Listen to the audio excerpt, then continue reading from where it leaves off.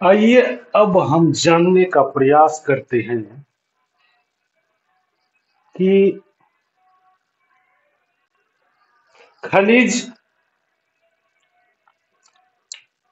के बारे में विस्तार से हम लोग जानते हैं कि खनिज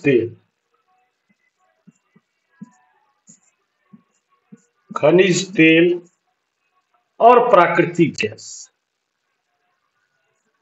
प्राकृतिक गैस, इसको हम लोग विस्तार से समझने की कोशिश करते हैं कि इसके लाभ और हानि भी हमारे जीवन पर प्रभाव डालता है। तो इस बात को विस्तार से समझने की कोशिश करते हैं। सबसे पहले लाभ के बारे में जानते हैं। इससे हमें लाभ जो होगा तो ये आसानी से परिवहन द्वारा, जैसे कि टैंकर से इसको हम आसानी से कैरी कर सकते हैं, मतलब ढो सकते हैं खनिज तेल के बाद को। और पेट्रो रसायन उद्योग का आधार, और यह आधार किस बात का है? तो पेट्रो रसायन पेट्रो रसायन उद्योग का आधार है, उद्योग का आधार है ये। इसके लाभ, खनिज तेल के लाभ क्या है कि आसानी से परिवहन द्वारा, टैंकर द्वारा इसे हम ले सकते हैं। पेट्रो रसायन उद्योग का ये आधार है। अब प्राकृतिक गैस के बारे में हम चर्चा करते हैं। आसानी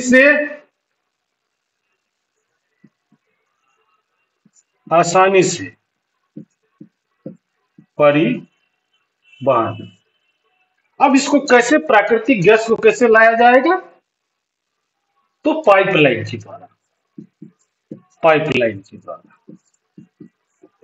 के द्वारा इसको हम इसका उपयोग कर सकते हैं। तो ये भी इसके लाभ है। तेल और कोयले से अधिक स्वच्छ। ये क्या है? तेल और कोयला से अधिक स्वच्छ भी माना जाता है। अब इसके लाभ का चर्चा कर रहे हैं तो उसके बाद, और ये तेल से सस्ता भी होता है। क्या होता है? तेल से सस्ता भी होता है। इस बात को हम लोग समझने की कोशिश करेंगे कि ये तो इसके लाभ है, ये प्राकृतिक गैस के लाभ है और ये खनिज तेल के लाभ है। अब इससे हानि क्या होगी उसके बारे में भी चर्चा कर लेते हैं। तो तेल जो है अधिप्लावन एवं गैस रिसाव के कारण ऑक्सीजन का अपक्षय करता है और निर्युक्त प्रदूषण के कारण ये जो है अम्लवश करता है, अम्लीय वर्षा भी करता है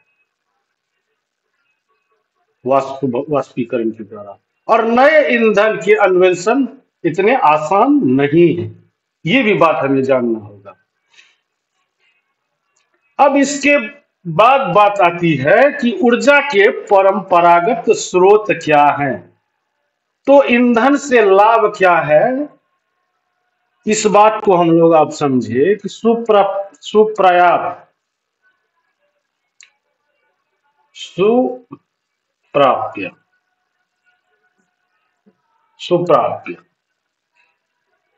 तो ये है ही बहुसंख्यक लोगों को ये ऊर्जा प्रदान करता है ईंधन। अब इसकी हानि को यही समझते हैं, ईंधन की हानि को। तो संग्रहण में अधिक समय उपयोग, ठीक, लेकिन प्रदूषण फैलाने वाला चीज है ये। हरित गृह प्रभाव में वृद्धि करता है, निर्वनीकरण करता है।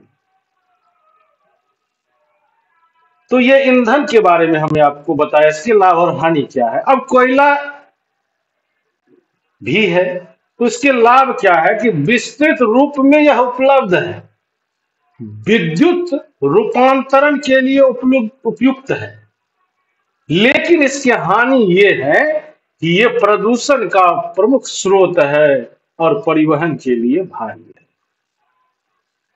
और वही है अब जल विद्युत ऊर्जा के परंपरागत स्रोत के बारे में आपको ईंधन, कोयला, उसके बाद जल विद्युत। अब इसके लाभ क्या है कि ये प्रदूषण मुक्त है, सिंचाई और मत्स्य पालन को बढ़ावा देता है और सस्ता भी है। लेकिन इसकी हानि क्या है, इस बात को भी हमारा आप समझिए कि स्थानीय समुदाय का विस्थापन, निम्न क्षेत्रों में जल प्लावन और स्थापित करने में ये खर्चीला है। ये जो हमारे ऊर्जा के परंपरागत स्रोत हैं, इनकी कुछ हानि भी है और कुछ लाभ भी है। कोई भी वस्तु बगैर लाभ या हानि के हो ही नहीं सकती। तो इसी क्रम में एक बात और आज हम और आप जानने की कोशिश करेंगे। पौधों और जानवरों के अवशेष जो लाखों वर्षों तक धरती के अंदर दबे रहे थे, ताप और दाब के प्रभाव से जीवाश्मी ईंधनों में परिवर्तित हो गए। उसे जीवाश्मी ईंधन कहते हैं। जैसे कोयला, पेट्रोलियम, प्राकृतिक गैस परंपरागत ऊर्जा के मुख्य स्रोत हैं, इन खनिजों के भंडार हैं। क्या है? खनिजों के भंडार सीमित है। विश्व की बढ़ती जनसंख्या जिस दर से इसका उपयोग कर रही है, वह इसके निर्माण की दर से कहीं अधिक है, इसीलिए यह शीघ्र समाप्त होने ही वाले। अब हम कोयला की बात करें तो यह बहुतायत मात्रा में पाए जाने वाला जीवाश्मी ईंधन है। इसका उपयोग घरेलू ईंधन, उद्योगों जैसे लोहा और इस्पात, वाष्प इंजनों और विद्युत उत्पन्न करने में किया जाता है। तो कोयले से प्राप्त विद्युत को तापीय ऊर्जा कहा जाता है। तो कोयला जिसका हम आज उपयोग कर रहे हैं वह लाखों वर्ष पूर्व विशाल फर्न और दलदल की पृथ्वी की परतों में ये दबने से बना है। कोयला इसीलिए अंतर्हित धूप के रूप में जाना जाता है। विश्व में अग्रणी कोयला उत्पादक देशों में चीन, संयुक्त राज्य अमेरिका, जर्मनी, रूस, दक्षिण अफ्रीका और फ्रांस है। भारत के कोयला उत्पादक क्षेत्र रानीगंज पश्चिमी बंगाल में तथा झरिया, धनबाद, बोकारो झारखंड में है। अब इसी क्रम में हम अब पेट्रोलियम के बारे में जानते हैं। पेट्रोलियम जिससे आपकी कारें चलती है और तेल जो आपकी साइकिल को चरमराने से रोकता है, दोनों की शुरुआत गाढ़े काले द्रव से होती है जिसे पेट्रोलियम कहते हैं। यह शैलों की परतों के मध्य पाया जाता है। इसका वेधन अपतटीय तथा तटीय क्षेत्रों में स्थित तेल क्षेत्रों से किया जाता है। तदुपरांत इसके परिष्करणशाला में भेजा जाता है, जहां अपरिष्कृत पेट्रोलियम के प्रक्रमण की विभिन्न तरह से उत्पाद जैसे डीजल, पेट्रोल, मिट्टी का तेल, मोम, प्लास्टिक और स्नेहक तैयार किए जाते हैं। पेट्रोलियम और इससे बने उत्पादों को काला सोना कहा जाता है क्योंकि ये अधिक मूल्यवान होते हैं। पेट्रोलियम के मुख्य उत्पादक देश ईरान, इराक, सऊदी अरब और कतर है। अन्य मुख्य उत्पादक संयुक्त राज्य अमेरिका, रूस, वेनेजुएला और अल्जीरिया है। भारत में मुख्य उत्पादक क्षेत्र असम की दिग्बोई, मुंबई में बॉम्बे हाई तथा कृष्णा और गोदावरी नदियों का डेल्टा क्षेत्र है।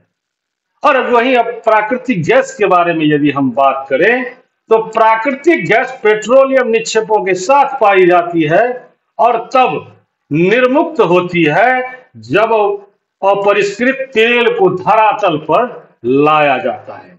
इसका प्रयोग घरेलू और वाणिज्यिक ईंधनों के रूप में किया जा सकता है। रूस, नॉर्वे, यूके, नीदरलैंड प्राकृतिक गैस के प्रमुख उत्पादक देश हैं। और जब हम भारत आते हैं तो भारत में जैसलमेर, कृष्णा गोदावरी डेल्टा क्षेत्र, त्रिपुरा, मुंबई के कुछ अपतटीय क्षेत्रों में प्राकृतिक गैस संसाधन हैं। विश्व के बहुत कम देशों के पास प्राकृतिक गैस के अपने पर्याप्त भंडार हैं। हमारे द्वारा जीवाश्म ईंधन के उपयोग में तीव्र विधि ने चिंताजनक दर से इन्हें समाप्ति तक पहुंचा दिया है। यह भी सोचने की बात है। इन ईंधनों के जलने से निकलने वाले विषैले प्रदूषक भी चिंता के विषय है हमारे लिए। जीवाश्म ईंधन का अनियंत्रित जलना अनियंत्रित टोटी के टपकने के समान है जो अंततः सूख जाती है। इसने हमारा ध्यान ऊर्जा के विभिन्न गैर परंपरागत स्रोतों के दोहन की ओर बढ़ाया जो जीवाश्मी ईंधनों का स्वच्छतर विकल्प तो है